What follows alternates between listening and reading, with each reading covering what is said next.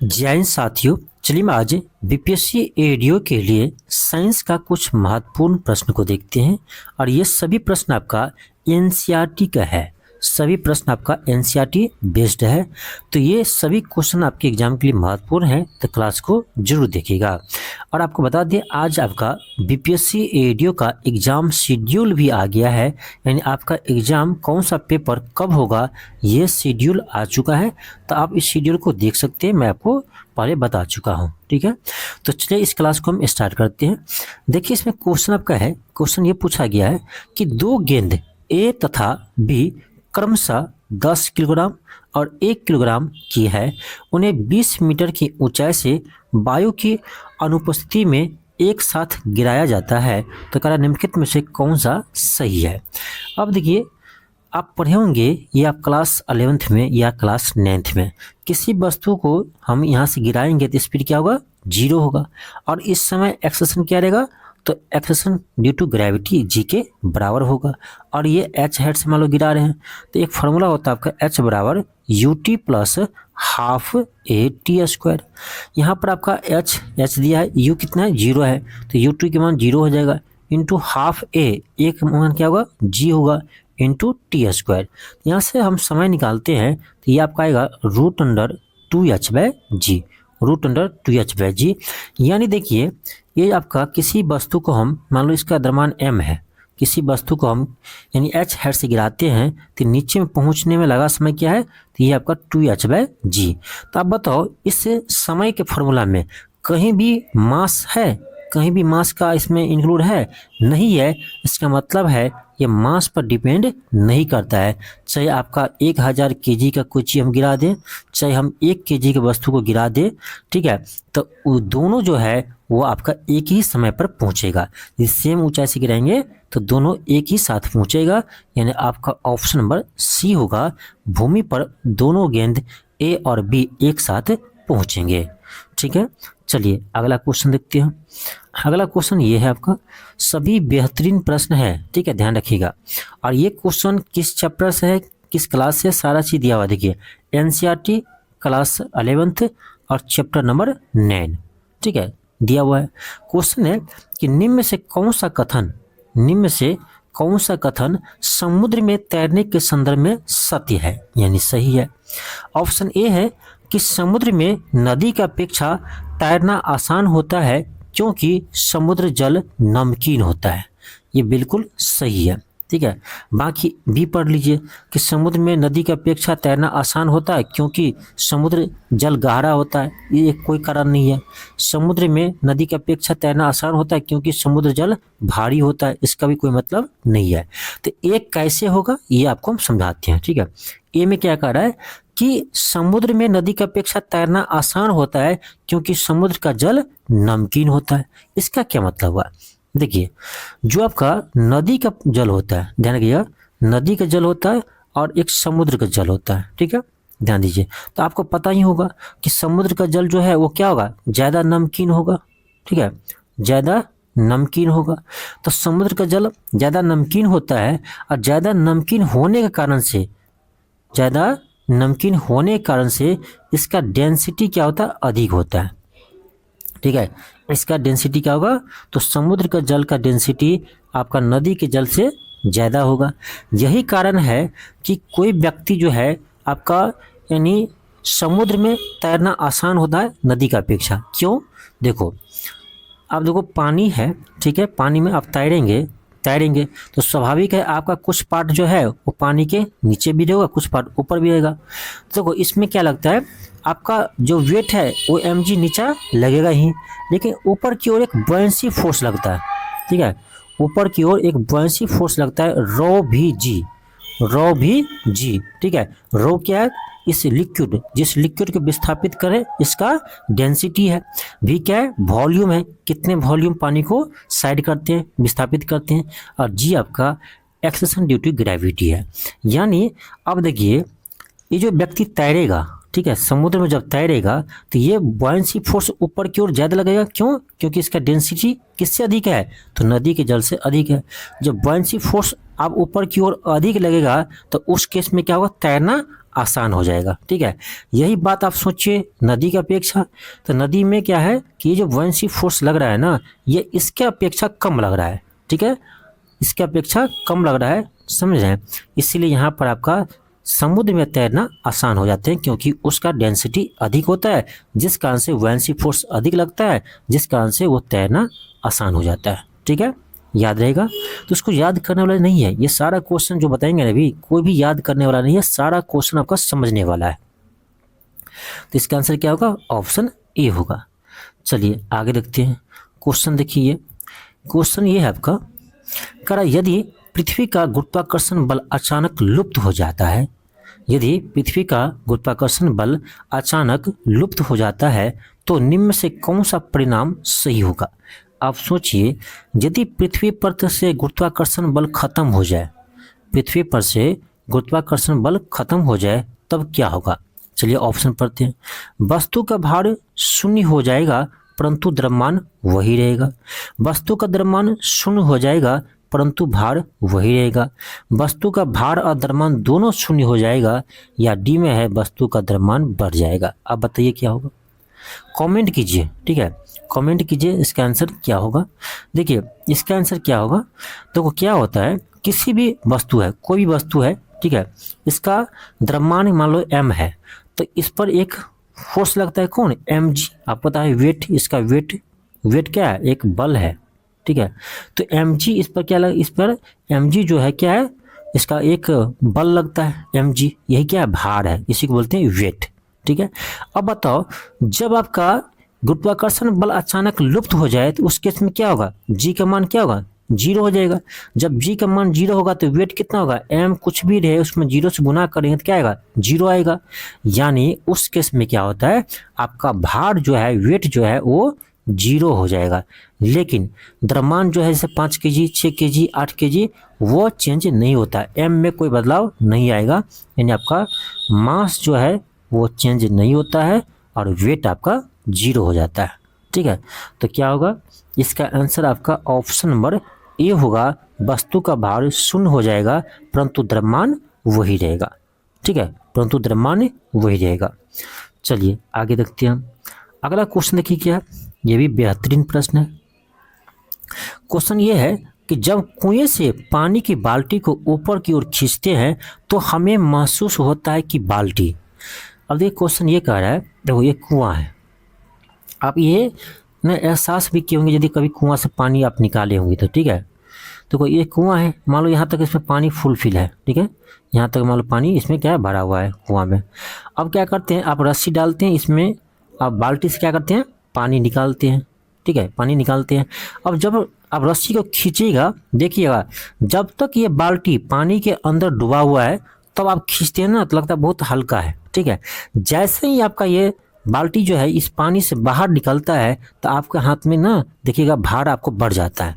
ठीक है, आपका देखना हाथ में लगेगा भारी ज़्यादा लग रहा है। क्यों ऐसा होता है?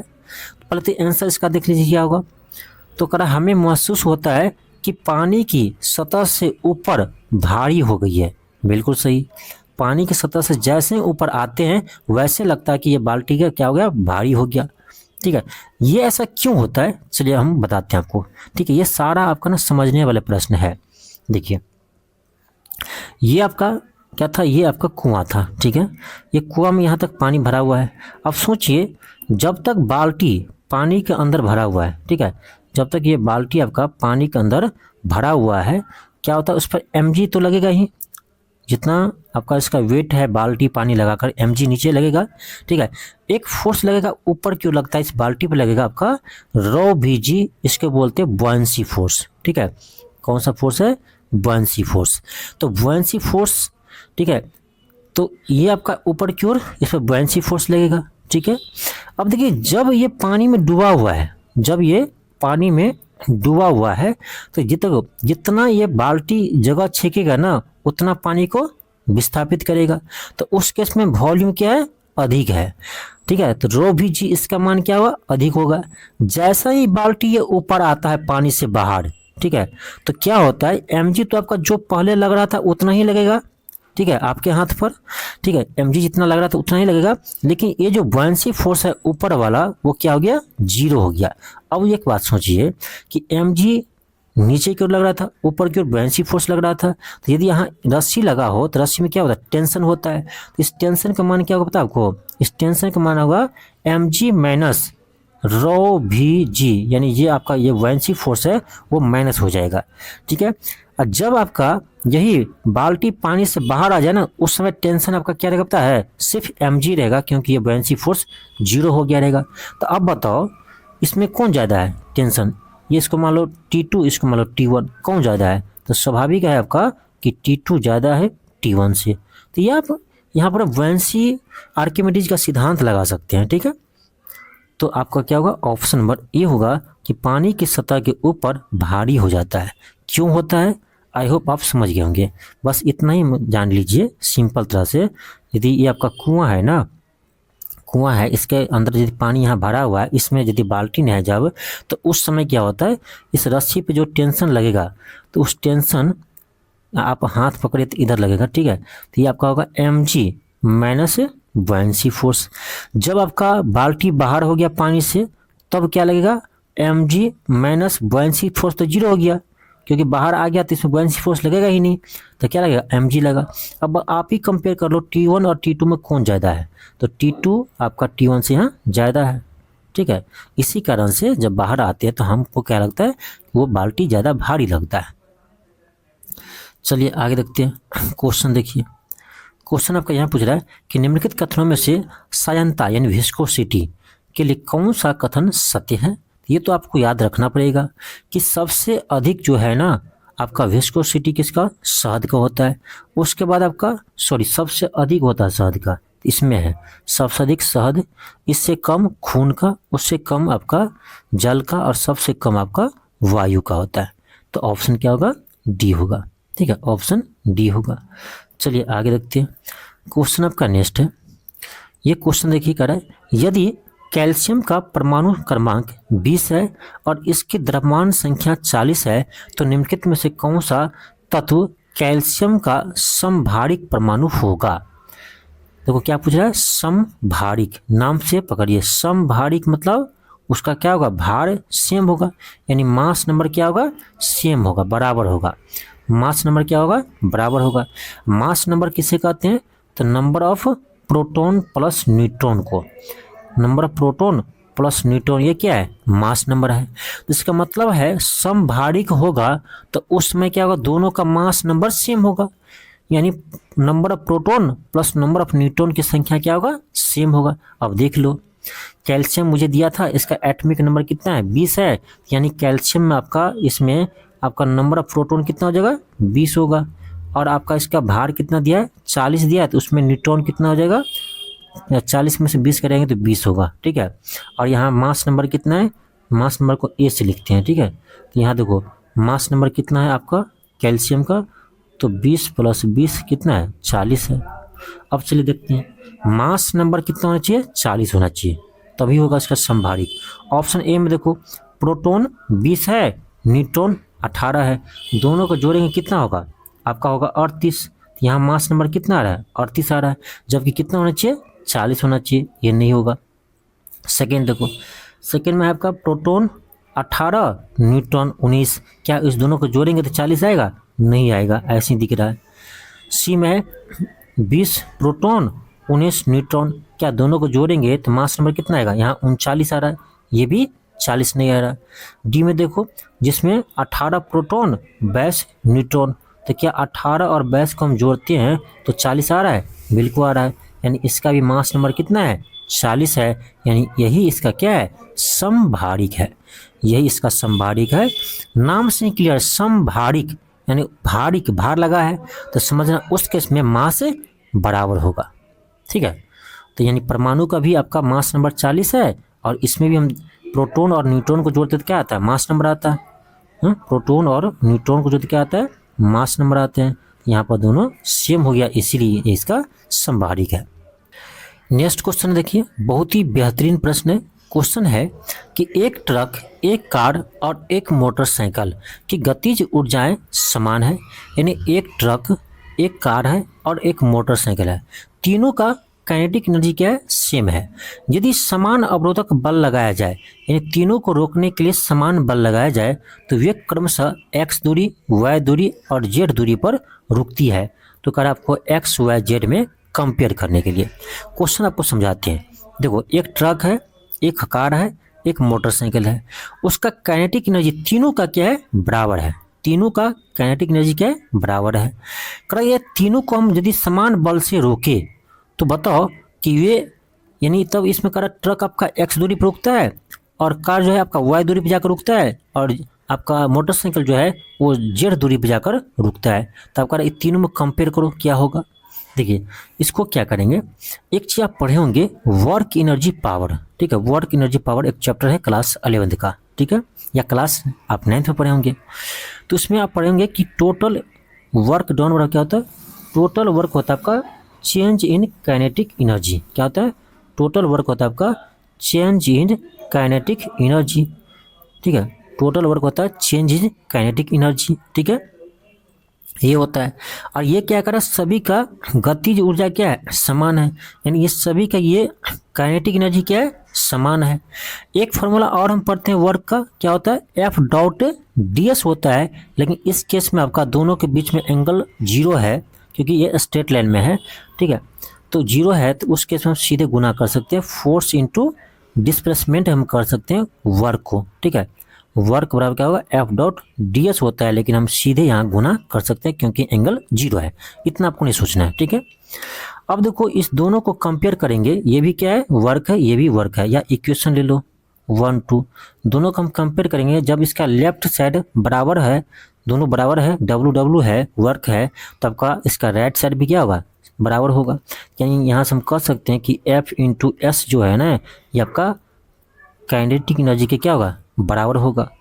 अब बताओ, यहाँ से एस आ जाएगा आपका, क्या आएगा, एस आएगा काइनेटिक एनर्जी, काइनेटिक एनर्जी बटे फोर्स। कौन सा फोर्स, जो अवरोधक फोर्स लगा रहे थे। तो अब बताओ तीनों केस में ये क्या है, सभी में सेम है, अवरोधक बल क्या है, सेम है, और तीनों का काइनेटिक एनर्जी भी क्या है, सेम है।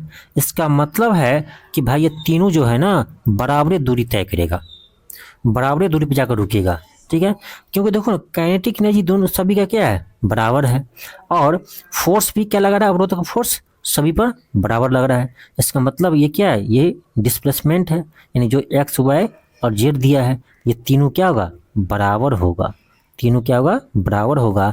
और मैक्सिमम स्टूडेंट इसमें गलती कर जाते हैं, चाहे तो आप ये बी लगा देगा, चाहे ये लगा देगा। ठीक है, ये बराबर सोच ही नहीं पाते कि बराबर कैसे होगा। ठीक है, तो मुझे नहीं लगता कि आपको आज के बाद ये क्वेश्चन कभी गलत होगा, इस टाइप का क्वेश्चन। ठीक है, चलिए आगे देखते हैं। क्वेश्चन आपका नेक्स्ट है, क्वेश्चन है कि निम्न में से असत्य कथन को कौन सा है, सॉरी आपको इसमें चूज करना है कि गलत कथन कौन सा है। ए में है ऊर्जा रूपांतरण की दर को शक्ति कहते हैं, बिल्कुल सही है। 1 किलोवाट घंटा में 3.6 गुने 10 के पावर 5 जूल होता है, यही तो गलत है भाई। देखो 1 किलोवाट जो होता है ना, 1 किलोवाट ये होता है आपका 3.6 गुने 10 के पावर 6 जूल होता है, ना कि 5 जूल। ठीक है, तो 3.6 गुने 10 के पावर 6 जूल होता है 1 किलो वाट, तो ऑप्शन बी गलत है। सी में क्या करा, 1 वाट उस अभिकर्ता की शक्ति है जो 1 सेकंड में 1 जूल कार्य करे। देखो वाट क्या है, तो पावर, पावर का मात्रक होता है वाट, ऐसे मात्रक। पावर क्या होता है, पावर होता है आपका वर्क पर यूनिट टाइम। क्या होता है, वर्क पर यूनिट टाइम। तो ये तो हुआ, देखो ना 1 वाट, पावर का यूनिट क्या होता है, वाट होता है। 1 वाट कैसे आएगा, जब ये आपका 1 जूल कार्य करेगा, कितने समय में, 1 सेकेंड में। ठीक है, तो ये परिभाषा ही आपको यहाँ पर दे दिया है। ठीक है, एनसीईआरटी की खासियत यही है ना कि आपको परिभाषा से ही क्वेश्चन बना देते हैं। ठीक है, ये सही है। करा जूल प्रति सेकंड को 1 वाट कहते हैं, अब इसी को लिख दिया, जूल पर सेकंड ये क्या होता है, 1 वाट होता है, तो ये भी सही है। इसमें केवल आपका ऑप्शन बी गलत है। नेक्स्ट आपका क्वेश्चन है, क्वेश्चन कर आपका निम्न कथनों पर विचार कीजिए। फर्स्ट में आपका है कि किसी वस्तु में निहित ऊर्जा का मापन उसके द्वारा किए गए कुल कार्य से किया जाता है। बिल्कुल सही है, ऑप्शन ए 1 आपका बिल्कुल सही है। सेकेंड आपका है कि यांत्रिक ऊर्जा यानी मैकेनिकल एनर्जी, यांत्रिक ऊर्जा यानी मैकेनिकल एनर्जी, ठीक है, मैकेनिकल एनर्जी। यांत्रिक ऊर्जा विद्युत ऊर्जा और प्रकाश ऊर्जा का योग होता है, ये बिल्कुल गलत है। देखो मैकेनिकल एनर्जी जो होता है ना, वो आपका kinetic energy plus potential energy का योग होता है, ठीक है। तो ध्यान रखना TME यानी टोटल मैकेनिकल एनर्जी, ये जो होता है आपका kinetic energy plus potential energy के बराबर होता है, ठीक है। इसको आप ध्यान रखिएगा। तो सेकेंड आपका गलत है, फर्स्ट सही है। तो ऑप्शन ए होगा केवल 1, केवल 1 सही है। नेक्स्ट क्वेश्चन देखिए क्या है। क्वेश्चन कर आपका निम्नलिखित कथनों पर विचार कीजिए, उपयुक्त में से कौन सा कथन सही है। सही कथन का आपको बताना है। ए में है लॉक्टिक घर्षण स्पर्शी घर्षण से अधिक होता है। इसका थोड़ा इंग्लिश जान लीजिए, ठीक है, इंग्लिश में समझना थोड़ा आसान हो जाएगा। तो इसका मतलब होता है आपका लॉक्टिक का रोलिंग फ्रिक्शन, इंग्लिश में क्या कहते हैं, उसको कहते हैं रोलिंग फ्रिक्शन। और स्पर्शी फ्रिक्शन को हम इंग्लिश में कहते हैं स्लाइडिंग फ्रिक्शन, ठीक है, क्या कहते हैं, उसको स्लाइडिंग फ्रिक्शन कहते हैं। एक और यूज हुआ है आपका स्टैटिक घर्षण, इसको बोलते हैं स्टैटिक फ्रिक्शन, स्टैटिक फ्रिक्शन, ठीक है। तो यहाँ पे एक चीज़ समझ लीजिए कि सबसे अधिक होता है आपका स्टैटिक फ्रिक्शन, ठीक है, सबसे अधिक क्या होता है, स्टैटिक फ्रिक्शन होता है। स्टैटिक फ्रिक्शन आपका सबसे अधिक होता है। इससे कम होता है, ठीक है, इससे कम क्या होता है, तो इससे कम होता है आपका स्लाइडिंग फ्रिक्शन, क्या होता है, इससे कम होता है आपका स्लाइडिंग फ्रिक्शन। और सबसे कम होता है आपका रोलिंग फ्रिक्शन, सबसे कम क्या होता है, रोलिंग फ्रिक्शन। तो इसको आप ध्यान रखिएगा, ठीक है। सबसे अधिक स्टैटिक फ्रिक्शन, हिंदी में कहे तो स्टैटिक, स्टैटिक घर्षण, ठीक है। और इससे कम क्या होगा, स्लाइडिंग को बोलते हैं लॉक्टिनिक, सॉरी स्लाइडिंग बोलते हैं क्या, स्पर्शी। तो इससे कम होगा आपका स्पर्शी। इंग्लिश में ही ध्यान रखिए, क्या दिक्कत है, आपके एग्जाम में बाइलिंगुअल होगा, ऑब्जेक्टिव एग्जाम है तो बाइलिंगुअल होगा, और इसमें आपका इंग्लिश भी रहेगा, तो इंग्लिश में देख लीजिए। तो स्पर्शी घर्षण होगा और सबसे कम होगा आपका रोलिंग फ्रिक्शन यानी लॉक्टिक, ठीक है। थोड़ा सा हिंदी ना दिक्कत होता है, ठीक है, तो इंग्लिश में ही ध्यान रखिए। अब चलिए देखते हैं ऑप्शन को। ये में था लॉक्टिक यानी रोलिंग फ्रिक्शन जो है स्लाइडिंग फ्रिक्शन से अधिक होता है, क्या हुआ है, नहीं, ये कम होता है।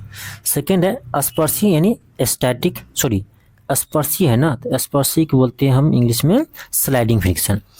तो स्पर्शी यानी स्लाइडिंग, स्लाइडिंग फ्रिक्शन जो है स्टैटिक घर्षण से कम होता है, बिल्कुल सही है। स्लाइडिंग फ्रिक्शन जो है स्टैटिक से क्या है, कम है, यहाँ देख लीजिए। आगे कर आपका थर्ड में कि स्टैटिक घर्षण यानी स्टैटिक फ्रिक्शन लॉक्टिनिक घर्षण से कम होता है, ये गलत है, स्टैटिक फ्रिक्शन सबसे अधिक होता है। फोर्थ में है बॉल बेयरिंग स्पर्शी घर्षण को लॉक्टिनिक घर्षण में परिवर्तित कर देते हैं। अब देखो स्पर्शी मतलब स्लाइडिंग फ्रिक्शन, ठीक है, स्लाइडिंग फ्रिक्शन को किस में बदलता है, लॉक्टिनिक यानी रोलिंग फ्रिक्शन में, ठीक है। तो स्लाइडिंग फ्रिक्शन को रोलिंग फ्रिक्शन में कौन बदलता है, बॉल बेयरिंग बदलता है, ये सही है। और यहीं से उठा करके आपका 69वें बीपीएससी में क्वेश्चन पूछ दिया था, इसी पॉइंट को उठाया था, ठीक है। तो एनसीईआरटी क्वेश्चन बनाने का यही फायदा होता है। तो इसका आंसर क्या होगा, ऑप्शन सी होगा, 2 और 4 सही है, 2 और 4 सही है। चलिए आगे बढ़ते हैं हम। मेरा अगला प्रश्न है, क्वेश्चन है कि कथन दिया है, कथन ये में है कि गोली बंदूक निकाय यानी सिस्टम का कुल संवेग संरक्षित होता है, बिल्कुल सही है। आप पढ़े होंगे क्लास से 11वीं में संवेग संरक्षण का सिद्धांत, ठीक है, यानी कंजर्वेशन ऑफ लीनियर मोमेंटम। तो ये आपका बिल्कुल सही है। कारण है कि गोली का संवेग परिवर्तन बंदूक के संवेग परिवर्तन के बराबर होता है, यही कारण तो कंजर्व होता है, कांस्टेंट होता है, ठीक है। तो ये आपका यानी कथन भी सही है और कारण भी सही है, और इसका स्पष्टीकरण भी कर रहा है। तो ऑप्शन नंबर ए होगा, ऑप्शन ए होगा। अगला क्वेश्चन देखिए क्या है। अगला क्वेश्चन कर आपका कि निम्न में से असंपर्क बल यानी नॉन कॉन्टैक्ट फोर्स, यहाँ से भी क्वेश्चन बीपीएससी पूछा है पहले, ठीक है। क्या करा है, नॉन कॉन्टैक्ट फोर्स के बारे में करा है, यानी असत्य कथन का चयन करना है, यानी नॉन कॉन्टैक्ट फोर्स के बारे में आपको गलत कथन को चूज करना है, ध्यान दीजिए।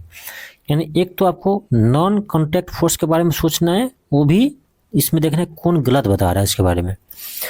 वन में देखो क्या कर रहा है, दो सतहों के बीच लगने वाला बल घर्षण बल। तो भाई देखो घर्षण यानी फ्रिक्शन बल जो है ना, ये दो सतह के बीच होता है, तो ये एक कॉन्टैक्ट फोर्स है। क्या है, ये कॉन्टैक्ट फोर्स है। आपको बताना है कि कौन यानी नॉन कॉन्टैक्ट फोर्स के बारे में गलत कह रहा है, तो यही गलत है। अब देखो कॉन्टैक्ट फोर्स के बारे में कहा था तो ये सही होता, लेकिन ये कह रहा है आपका नॉन कॉन्टैक्ट फोर्स के बारे में, तो यही तो गलत है। दो सतह के बीच लगने वाले फ्रिक्शन बल जो है वो कॉन्टैक्ट फोर्स है, न कि नॉन कॉन्टैक्ट, ठीक है। यहाँ देखना था आपका नॉन कॉन्टैक्ट के बारे में, तो ये आपका इसके अनुसार ये गलत है। ये गलत ही आपको कारक चूज करने के लिए, तो ऑप्शन फर्स्ट इसका आंसर होगा। सेकंड में चुंबक द्वारा लोहे पर लगाए गए बल। देखो चुंबक द्वारा लोहे पर लगाए गए बल जो है मैग्नेटिक फोर्स, ये आपका यानी देखो लोहा को हम यहाँ रख दे, ठीक है, चुंबक को यहाँ रख दे, फिर भी इसके बीच में फोर्स लगता है, तो ये कॉन्टैक्ट फोर्स नहीं है, ये है आपका नॉन कॉन्टैक्ट फोर्स। तो ये तो पूछता आपसे कि नॉन कॉन्टैक्ट फोर्स कौन सही है तब ये होता, लेकिन यहाँ करा इसके बारे में गलत बताना है आपको, तो ये तो आंसर इसका नहीं होगा। ये क्या है, ये नॉन कॉन्टैक्ट फोर्स है। थर्ड में दो वस्तुओं के मध्य लगने वाला गुरुत्वाकर्षण बल। गुरुत्वाकर्षण बल भी देखो एक मास यहाँ रख दो, दूसरा कोई दूर पर भी रख दो, तो इसके बीच में फोर्स लगता है, यानी ये भी क्या है, नॉन कॉन्टैक्ट फोर्स है। तो नॉन कॉन्टैक्ट फोर्स के बारे में आपको गलत बताना है, तो इतना समझिए। यहाँ पर आपसे पूछ रहा है नॉन कॉन्टैक्ट फोर्स के बारे में गलत बताना है ना, तो आप उल्टा सोच लीजिए कि जो कॉन्टैक्ट फोर्स होगा वह इसका क्या है, उल्टा है, यानी उसके लिए गलत है। फोर में कि रस्सी को खींचते समय मनुष्य द्वारा लगाया गया बल। रस्सी को खींचते समय मनुष्य के द्वारा लगाया गया बल।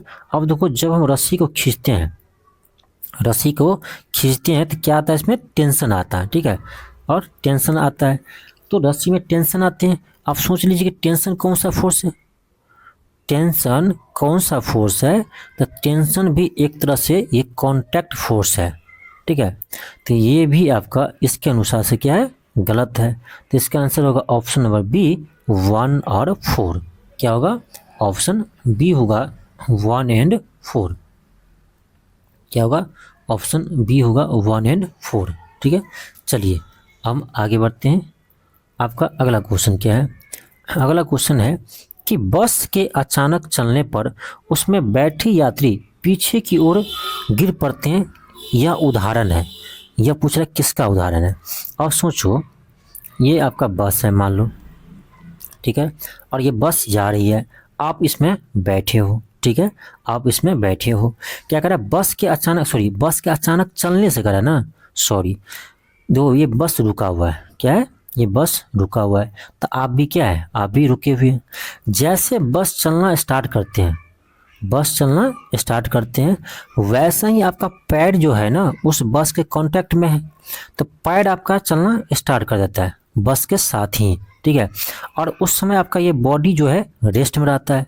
तो पैर तो चलना स्टार्ट कर दिए, लेकिन ये बॉडी किस में है, रेस्ट में है, बॉडी किस में है, रेस्ट में है। तो पैर तो आपका आगे चल गया और ये बॉडी वही के वही है, तो इसी कारण से पैर आगे भागता है, तो ये लगता है कि हम पीछे की ओर गिर जाएंगे, ठीक है। तो ये देखो ये आराम में था, पहले रेस्ट में था, इसको हम कहेंगे विराम का जरतु, विराम का जरतु, ठीक है। यही इसका उल्टा एक एग्जाम्पल और होता है कि जब चलती हुई बस में, ध्यान दीजिए, जब चलती हुई बस में अचानक ब्रेक लगाते हैं, ठीक है, जब चलती हुई बस में अचानक बस में जब ब्रेक लगाते हैं ना, तो उसमें आप देखना आगे की ओर आप झुक जाते हैं, ठीक है।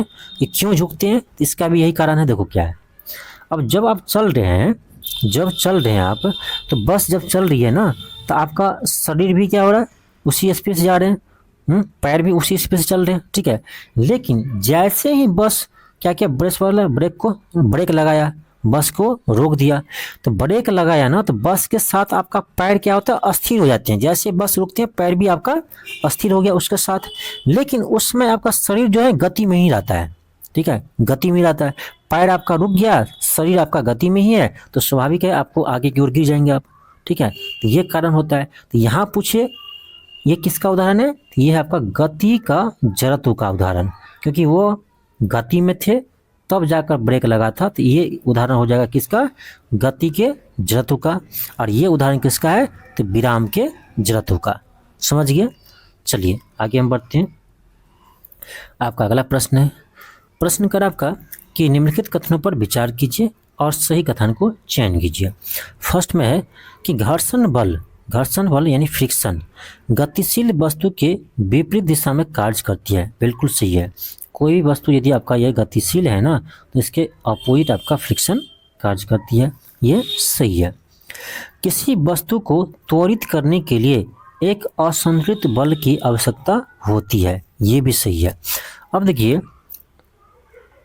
ये क्या है, ये आपका बॉडी है। ठीक है, ये बॉडी मान लो यहाँ रुका हुआ है या कांस्टेंट स्पीड से वेलोसिटी से चल रहे हैं। दोनों केस में देखो रुका है या कांस्टेंट वेलोसिटी से वो चल रहे हैं ना, तो दोनों केस में आपका एक्सेलरेशन क्या होता है, 0 होता है। अब देखो इसका एक्सेलरेशन कैसे आ सकता है, तो आप क्या करो इस पर बल लगा दो। ठीक है, बल लगा दिए, जैसे इस पर फोर्स लगाएंगे तो वो क्या होगा, एक्सेलरेट हो जाएगा। क्योंकि हम लोग जानते हैं ना एक्सेलरेशन का फॉर्मूला क्या होता है, फोर्स बट्टे मास होता है। ठीक है, फोर्स लगाएंगे तो उसका एक्सेलरेशन होगा ही होगा। लेकिन यहाँ शब्द लगा है असंतुलित बल। भाई तो ऐसा भी तो हो सकता है, इधर से आप क्या करो 40 न्यूटन फोर्स लगा दो और इधर से भी क्या करो आप 40 न्यूटन फोर्स लगा दो। दोनों साइड 40 न्यूटन लगा दिए तो क्या होगा, कैंसिल हो गया। लेकिन इस केस में तो फोर्स तो लग रहा है। सीधे लिखता फोर्स की बल की आवश्यकता होती है, तब तो ये गलत हो जाता। क्यों, क्योंकि इधर से भी लग रहा है 40 न्यूटन, इधर से भी लग रहा है 40 न्यूटन, ये कैंसिल हो जा रहा है। तो उस केस में भी आपका एक्सेलरेशन क्या है, 0 है, लेकिन फोर्स लग रहा है। इसीलिए कह रहा है असंतुलित बल। यानी यदि दोनों साइड से लग भी रहा ना, तो ये यदि 50 न्यूटन इधर से लगे और इधर से 40 लगे तो ये असंतुलित हो गया, फिर भी वो इधर की ओर जाएगी। ठीक है, इसीलिए यहाँ पर असंतुलित बल का यूज किया गया है। तो दोनों सही है। आगे बढ़ते हैं हम। अगला क्वेश्चन देखो क्या है। अगला क्वेश्चन करा है, जब एक वस्तु को ऊर्ध्वाधर दिशा में गिराया जाता है तो उसी समय दूसरी वस्तु को क्षैतिज दिशा में प्रक्षेपित किया जाता है, तब करा निम्न में से क्या होगा। देखो क्या कह रहा है, एक क्लास 11th का क्वेश्चन है। अब देखो, अब मान लो अब अपने छत पर हो। ठीक है, आप क्या हो, अपने छत पर हो और छत पर से क्या किए ना कि मान लो उसका कुछ हाइट होगा, यहाँ से क्या किए एक गोला लीजिए, सीधे की ओर इधर की ओर फेंक दीजिए कुछ स्पीड से। ठीक है, और एक गोला दूसरा लीजिए और उसको यहाँ से गिरा दीजिए, ड्रॉप कर दीजिए। जब ड्रॉप करेंगे तो इसका स्पीड क्या होगा, शुरू में 0 होगा। किसी वस्तु को गिराते हैं तो क्या होता है, तो क्या करा, एक वस्तु को ऊर्ध्वाधर दिशा में गिराया जाता है। ठीक है, यानी वर्टिकल, इसको गिरा दिए। और एक वस्तु क्या करते हैं, उसको क्षैतिज दिशा में प्रक्षेपित करते हैं, यानी इसको इधर की ओर प्रोजेक्टाइल करते हैं। ये वस्तु कैसे गिरेगा, ऐसे गिरेगा। ठीक है, यहाँ जाकर गिरेगा और ये जो यहाँ से सीधे ड्रॉप करेंगे ये यहीं गिरेगा। ठीक है, ये यहाँ गिरेगा। लेकिन देखो ध्यान से, ये दूरी इधर आपका वर्टिकल में ये भी h हाइट ही नीचे आया है, ये भी h हाइट ही नीचे आया है ना। ठीक है, और हम लोग एक चीज़ पढ़ते हैं प्रोजेक्टाइल मोशन में कि इसका कंपोनेंट हम तोड़ेंगे ना इस u का इधर की ओर, जो हॉरिजॉन्टल हम फेंक रहे हैं ना उसका यदि इधर कंपोनेंट तोड़ेंगे ना तो इसका इधर आएगा क्या, u cos 90 आएगा। और cos 90 का मान कितना होता है, 0 होता है। यानी इधर इसका स्पीड क्या आएगा, 0 आएगा। और जिसको हम ड्रॉप कर रहे हैं इसका भी स्पीड आपका वर्टिकल क्या है, 0 है। तो कोई प्रभाव नहीं पड़ेगा, टाइम दोनों को सेम लगेगा। कितना, 2h/g, रूट अंडर 2h/g समय यहाँ पहुँचेगा। तो यानी दोनों एक साथ पहुँचेगा, दोनों वस्तु पृथ्वी पर एक साथ पहुँचेंगे। ठीक है, ध्यान रखिएगा। आप वस्तु को इधर फेंकिए हॉरिजॉन्टल या कुछ भी स्पीड से, या सीधे नीचे गिरा दीजिए। ठीक है, दोनों केस में जो है ना एक ही समय पर नीचे पहुँचेगा। ये है कि यहाँ गिरेगा और ये वहाँ जाकर गिरेगा, लेकिन समय दोनों को बराबर ही लगेगा, सेम हाइट से फेंकेंगे तो। ठीक है, तो आपका क्या होगा, ऑप्शन नंबर ए होगा। ये सारा प्रश्न आपका नॉमिकल टाइप का है, सारा क्वेश्चन बनाने वाला है, इसको रटा नहीं जाता है। अगला क्वेश्चन देखिए, अगला क्वेश्चन कर आपका कि निम्नलिखित में से कौन सा युग सही सुमेलित है। 1 में है केपलर। केपलर का लॉ क्या कहता है, प्रत्येक ग्रह की कक्षा एक दीर्घवृत्त होती है। बिल्कुल, ये केपलर का फर्स्ट नियम कहता है। सेकंड में न्यूटन का दिया गया है कि सूर्य तथा ग्रह को मिलाने वाली रेखा समान समय में समान क्षेत्रफल तय करती है। ये न्यूटन का लॉ नहीं है, ये केपलर का द्वितीय नियम है। ये केपलर का द्वितीय नियम है, ठीक है। तो आपका सेकेंड गलत है। थर्ड है हेनरी, सुग्राही तुल्य द्वारा गुरुत्वीय स्थिरांक का मान ज्ञात करना, ये सही है, ठीक है। तो आपका यानी इसमें 1 और 3 सही है, ऑप्शन नंबर बी होगा, ऑप्शन नंबर बी होगा। अगला क्वेश्चन देखो क्या है, अगला क्वेश्चन क्या है आपका, अलग अलग द्रव्यमान की दो वस्तुएं चंद्रमा की सतह के पास स्वतंत्र रूप से गिराने से क्या होगा। अब ध्यान दीजिए, ये प्रश्न कहाँ का है, ये आपका क्लास 11th का एनसीईआरटी का चैप्टर नंबर 7 का है, और ये सेम टू सेम प्रश्न आपका 69वीं बीपीएससी में आया हुआ है। अब क्वेश्चन बैंक जाकर उल्टाइए, ठीक है, क्वेश्चन बैंक जाकर उल्टाइए, ये सेम टू सेम आपको एनसीईआरटी क्वेश्चन मिलेगा। क्वेश्चन क्या करे कि देखो अलग अलग द्रव्यमान है, मान लो एक 10 kg का है, ठीक है, और एक मान लो 100 kg का है, अलग अलग द्रव्यमान है। उसको क्या करते हैं, चंद्रमा की सतह पर से गिराते हैं। अब सेम हाइट से गिराएंगे, कहने का मतलब सेम हाइट से गिराएंगे, ठीक है। तो देखो कोई फर्क नहीं पड़ेगा, ठीक है, क्योंकि बस यहाँ पर अंतर यही आएगा टाइम में। यहाँ क्या था, पृथ्वी पर गिरा था 2√2h/g था, और यहाँ आपका यानी चंद्रमा पर क्या होता है, acceleration due to gravity g/6 होता है। तो आपका यहाँ पर टाइम क्या आएगा, बस ये आएगा आपका कि 12h/g आएगा। लेकिन दोनों केस में तो इतना ही आएगा, यहाँ भी मास पर डिपेंड नहीं कर रहा है, ठीक है। तो यानी पहला बात ये होता है कि दोनों एक साथ नीचे पहुँचेंगे, अलग अलग तुलना होगा नहीं, दोनों का सेम होगा g/6। उनके जरूरत में परिवर्तन होगा नहीं, किसी भी क्षण एक ही वेग होगा, किसी भी टाइम पर। चलो देख लेते हैं, किसी भी टाइम पर गिरा रहे हैं ना, तो u होगा 0 किसी भी टाइम पर, तो v बराबर क्या करेंगे, u + at होता है, तो v बराबर u तो 0 है, तो a कितना होगा, g/6 होगा इंटू t होगा, बिल्कुल सही है। किसी भी समय पर आपका g/6 इंटू टी इसका क्या होगा, वेग होगा। यहाँ पर मास पर डिपेंड वो नहीं कर रहा है, तो आपका सी ऑप्शन सही है, सी ऑप्शन सही है, ठीक है। चलिए आगे बढ़ते हैं हम। अगला क्वेश्चन आपका है, क्वेश्चन कर रहा है कि निम्न कथनों में से कौन सा कथन असत्य है। गलत कथन को आपको पहचानना है। पहला है कि पृथ्वी के चारों ओर चंद्रमा की गति अभिकेंद्रीय बल के कारण होता है, बिल्कुल सही है, बिल्कुल सही है। भाई पृथ्वी के चारों ओर चक्कर लगाते हैं आपका चंद्रमा, क्या कारण है, इस दोनों के बीच अभिकेंद्रीय बल जो लगता है गुरुत्वाकर्षण बल के कारण, ठीक है। तो आपका फर्स्ट सही है। चंद्रमा के गति करने के लिए आवश्यक अभिकेंद्रीय बल पृथ्वी के आकर्षण बल से प्राप्त होता है, बिल्कुल सही है, पृथ्वी के गुरुत्वाकर्षण बल के कारण ही प्राप्त होता है। पृथ्वी द्वारा लगाए जाने वाले गुरुत्वाकर्षण बल गुरुत्व कहलाता है, ये भी सही है। पृथ्वी को चारों ओर यदि अभिकेंद्रीय बल प्राप्त न हो तो चंद्रमा स्थिर हो जाएगी। ये देखो बहुत ही बेहतरीन ऑप्शन है डी, ठीक है। ऐसा ही करते हैं बीपीएससी, ठीक है। इसी ऑप्शन को क्या करेगा, उठा करके एक क्वेश्चन बना देगा आपसे, इसी ऑप्शन को उठा करके क्वेश्चन बना देगा। क्या करा ऑप्शन डी में कि पृथ्वी के चारों ओर, ये तो पहले गलत है, क्यों गलत है ये भी बता रहे हैं। पृथ्वी के चारों ओर यदि अभिकेंद्रीय बल प्राप्त न हो, किसको, चंद्रमा को, तो चंद्रमा स्थिर हो जाएगी, यानी चंद्रमा रुक जाएगी। अब एक चीज बताओ, ये आपका क्या है, पृथ्वी है, सोचिए थोड़ा, क्या है, पृथ्वी है, इसके ऑर्बिट में कौन घूम रहे हैं, तो देखो इसी का चक्कर लगाते कौन, चंद्रमा, चंद्रमा। अब देखो चंद्रमा, इसके बीच में क्या है, गुरुत्वाकर्षण बल लग रहा है। अब कह रहे ये गुरुत्वाकर्षण बल को हम क्या करें, खत्म कर दें, इसके बीच में लगने वाला फोर्स क्या हो जाए, समाप्त हो जाए। तो क्या ये चंद्रमा जो है रुक जाएगी।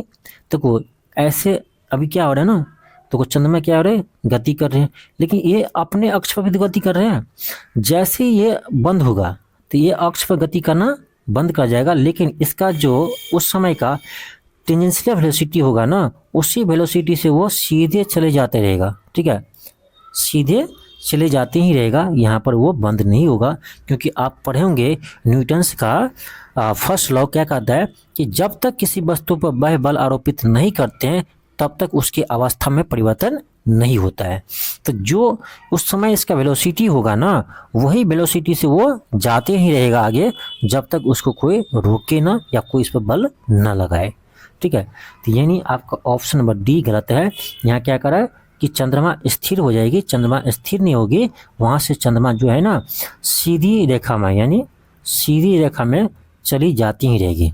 ठीक है, तो ऑप्शन नंबर डी आपका रॉन्ग है। नेक्स्ट आपका प्रश्न है कि प्रकृति के ज्ञात बलों को 4 वर्गों में विभाजित किया जा सकता है, जैसे गुरुत्व बल, विद्युत चुंबकीय बल, दुर्बल नाभिकीय बल और प्रबल नाभिकीय बल। उनके संदर्भ में निम्नलिखित में से कौन सा कथन सही नहीं है? सही नहीं है मतलब गलत है। गलत कथन को आपको चुन करना है। ये में है कि गुरुत्व जो है चारों में सबसे प्रबल है, यही गलत है। भाई गुरुत्वाकर्षण बल जो होता है ना सबसे वीक होता है, सबसे कमजोर बल होता है कौन? गुरुत्वाकर्षण बल। सबसे इसमें मौजूद कौन होगा? तो सबसे स्ट्रांग होगा आपका नाभिकीय बल। ठीक है, न्यूक्लियर फोर्स।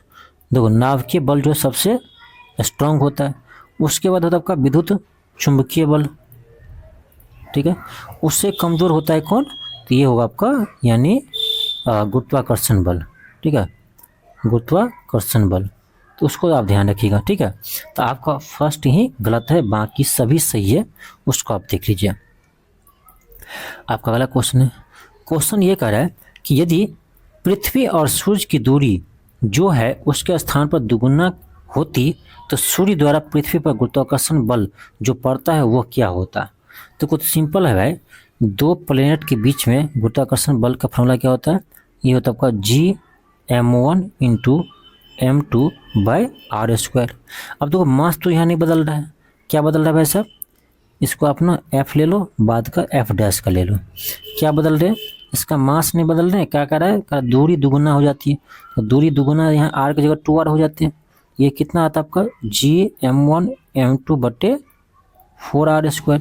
अब क्या करो यहाँ से ना F1 और F2 को डिवाइड करो, या सॉरी F2 नहीं माने ना, F और F' को डिवाइड करो, F को बट्टे क्या करो F' करो। तो ये आपका देखो क्या होगा, ये Gm1 M2 कट जाएगा, R² कट जाएगा, और ये जो 4 है आपका ऊपर आ जाएगा, तो ये होगा आपका 4:1। यानी यहाँ से हम देखते हैं तो F' का मान क्या आएगा? F/4 आएगा, F/4 आएगा।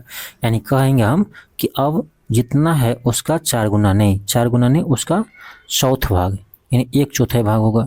यानी पहले जितना गुरुत्वाकर्षण बल लग रहा था उसका 1/4 बल लगेगा दूरी को दुगुना करने पर। आपका अगला क्वेश्चन है, क्वेश्चन का आपका परमाणु संरचनाओं के संदर्भ में करेक्ट कौन कथनों पर विचार करना है और देखना है कौन सा कथन सही है। फर्स्ट है कि परमाणु की संरचना से संबंधित पहला मॉडल जे थॉमसन द्वारा प्रस्तुत किया गया था। यहाँ से भी आपका बीपीएससी में क्वेश्चन आया हुआ है। ठीक है, जे थॉमसन ने प्रस्तुत किया था। नील बोर ने रदरफोर्ड के परमाणु मॉडल की त्रुटियों को दूर किया, ये भी सही है। ऑप्शन सी होगा, 1 और 2 दोनों सही है। आपका अगला क्वेश्चन है, क्वेश्चन ये कर आपका कि निम्नलिखित कथनों में से कौन सा कथन समस्थानिकों और समभारिकों के संबंध में सही नहीं है। यानी आपको आइसोटोप्स और आइसोबार के बारे में बताना है कौन सा कथन सही नहीं है। पहला में कि समस्थानिकों यानी आइसोटोप्स में द्रव्यमान संख्या समान होती है। नहीं भाई साहब, आइसोटोप्स समस्थानिक, हिंदी पकड़िए, क्या है? समस्थानिक यानी सेम स्थान पर हो। सेम स्थान का मतलब नंबर ऑफ प्रोटॉन क्या हो? सेम हो। नंबर ऑफ प्रोटॉन क्या हो? सेम हो, क्योंकि प्रोटॉन के नंबर के आधार पर ही क्रमांक को डिसाइड किया गया है, तभी तो सेम स्थान पर आएगा। यानी इसमें प्रोटॉन क्या हो? सेम होता है समस्थानिक में, और मास नंबर डिफरेंट होता है। ठीक है, तो फर्स्ट गलत है। समभारिकों में परमाणु संख्या समान होती है, ये भी गलत है। समभारिक में आइसोबार, समभारिक क्या लगा है? समभारिक लगा हुआ है, यानी भार मतलब मास नंबर, तो इसमें सेम क्या होगा? मास नंबर सेम होगा। ठीक है, इसमें मास नंबर सेम होगा और आपका एटॉमिक नंबर यानी नंबर ऑफ प्रोटॉन क्या होगा? तो आपका डिफरेंट होगा। ठीक है, डिफरेंट होगा या नोट सेम कह सकते हैं। तो आपका सेकंड भी गलत है, दोनों गलत है। तो कह रहा था क्या, कौन सही नहीं है यानी कौन गलत है। ध्यान दीजिए आप क्या कह रहे हैं, कौन गलत है, तो दोनों गलत है यानी ऑप्शन नंबर सी होगा ना, डी नहीं होगा। ऑप्शन क्या होगा, सी होगा, क्योंकि क्वेश्चन ये कह रहा है कौन सा कथन सही नहीं है। सही नहीं है यानी गलत है, तो गलत तो दोनों है, गलत फर्स्ट भी है सेकंड भी है। यही कह रहा था कौन सा गलत है, सही नहीं है मतलब गलत है, तो दोनों गलत है, तो ऑप्शन सी होगा इसका आंसर। अगला क्वेश्चन देखिए क्या है। अगला क्वेश्चन कर आपका कि ऑक्सीकरण और अपचयन यानी ऑक्सीकरण अवकरण, ठीक है, ऑक्सीकरण अवकरण के विषय में करा कौन सा कथन सही है, उसको चूज करना है। ऑक्सीकरण अवकरण, वन में ऑक्सीकरण में इलेक्ट्रॉन त्यागे जाते हैं, जबकि अपचयन यानी रिडक्शन में इलेक्ट्रॉन ग्रहण किए जाते हैं। बिल्कुल सही है, यानी जो जिसमें इलेक्ट्रॉन की त्याग होती है वो क्या है, ऑक्सीकरण है। जिसमें आपका इलेक्ट्रॉन ग्रहण होते हैं वो क्या है, अवकरण है। ऑक्सीकरण में इलेक्ट्रॉन ग्रहण किए जाते हैं, ये गलत हो गया, जब फर्स्ट सही हुआ तो सेकेंड गलत हो जाएगा, सॉरी। थर्ड में है कि ऑक्सीकारक ऑक्सीकरण संख्या घटाती है, बिल्कुल सही है। और जबकि अपचायक ऑक्सीकरण संख्या बढ़ाती है, ये भी सही है। फोर्थ अब गलत हो जाएगा, ठीक है, फोर्थ इसी का उल्टा लिखा गया। इसका आंसर क्या होगा, 1 एंड थर्ड होगा। 1 एंड थर्ड किस में, ऑप्शन नंबर ए होगा। चलिए आगे बढ़ते हैं। क्वेश्चन आपका और है, भी 2-3 प्रश्न और हैं, ठीक है। क्वेश्चन आपका अगला है, क्वेश्चन करें आपका कि निम्न में से कौन सा कथन सही है। पानी के टंकी में कवक को नष्ट करने के लिए नाइट्रिक एसिड का उपयोग करते हैं, ये गलत है। पानी की टंकी में कवक को नष्ट करने के लिए कॉपर सल्फेट का उपयोग करते हैं, ये बिल्कुल सही है। तो याद रखिएगा, पानी की टंकी में जो कवक होते हैं उसको नष्ट करने के लिए कॉपर सल्फेट का उपयोग करते हैं, ऑप्शन बी होगा। आपका अगला क्वेश्चन है, कह रहा है निम्नलिखित में से किन बहुलक का उपयोग बुलेट प्रूफ वस्तुओं के बनाने में करते हैं, तो केवलर का प्रयोग करते हैं और लेक्सॉन का, ऑप्शन नंबर सी होगा 1 एंड थर्ड। आपका अगला क्वेश्चन है, क्वेश्चन का आपका अम्ल वर्षा के संदर्भ में कौन सा कथन सही है। तो अम्ल वर्षा कथन के देखा जाए कौन सा कथन सही है, तो ऑप्शन सी है, अम्ल वर्षा में H2SO4 की मात्रा सबसे अधिक होती है, ठीक है, ऑप्शन सी होगा। ये कुछ आपका बेहतरीन प्रश्न का हम एक सेट लेकर आए थे, ठीक है। इसी तरह से हम आगे भी और भी सेट करवाएंगे, ठीक है। तो आप लोग कमेंट बॉक्स में जरूर बताइएगा कि यह क्लास आपको कैसे लगा। सारा क्वेश्चन हम आपको NCERT बेस्ड ही करवाएंगे, क्योंकि अब जो है BPSC आपका एग्जाम पैटर्न ना चेंज कर दिया है। न्यूमेरिकल टाइप का क्वेश्चन ज़्यादा पूछते हैं, ठीक है, आपका जिसमें कंसेप्ट लगेगा वो क्वेश्चन ज़्यादा पूछते हैं, याद करने वाला प्रश्न अब कम आ रहा है, ठीक है, इसलिए ध्यान रखिएगा, समझना पड़ेगा आप, ठीक है। तो NCERT की ये सीरीज आपको हम आगे और भी चलाते रहेंगे। चलिए मिलते हैं नेक्स्ट क्लास में, आज के लिए इतना ही, थैंक यू, धन्यवाद।